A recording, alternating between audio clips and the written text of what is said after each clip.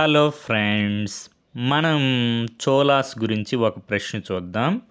ఇక్కడ మనకి క్వశ్చన్ ఏమని అడుగుతున్నారంటే, the Chola navy was known for its expedition against. అంటే మనకి చోలా నేవీ దేనికి ప్రసిద్ధి చెందింది, ఏ కంట్రీస్ మీద ఎక్స్పెడిషన్కి అంటున్నారు.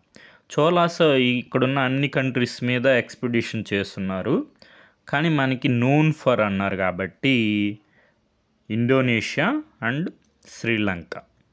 సి దీనికి ఆన్సరు. మనకి already UPSC civil service examination 2025లో ఈ క్వశ్చన్ అడిగారు.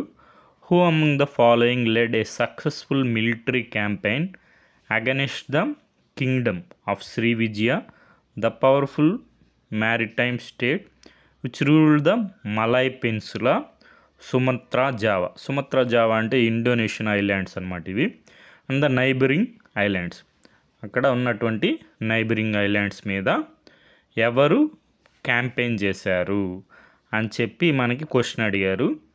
మనకి ఈ క్వశ్చన్నే ఒడిస్సా పిఎస్సి వాళ్ళు క్వశ్చన్గా అడిగారు అనమాట. క్వశ్చన్గా అడిగారు.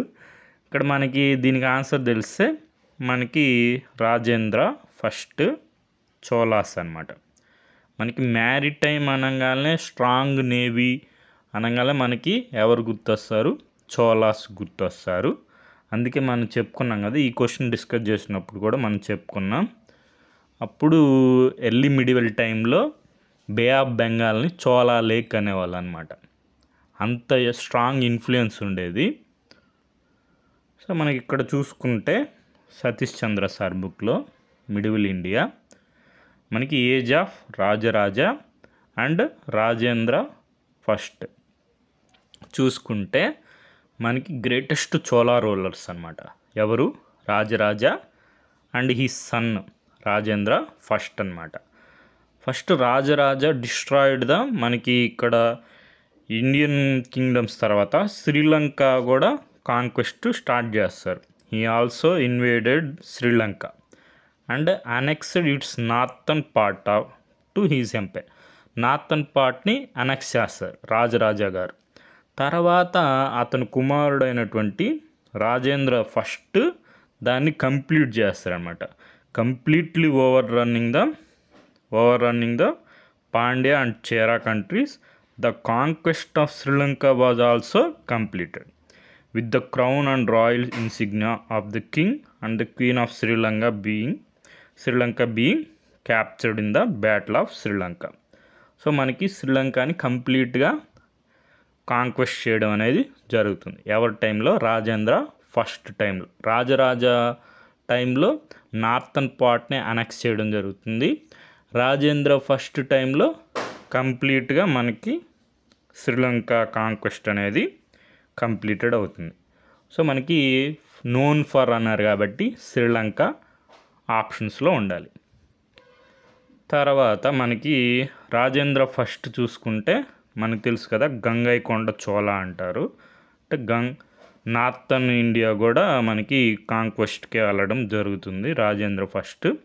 అదేవిధంగా Sri Vijay empire, Malay peninsula, so Java, Sumatra, neighbouring islands.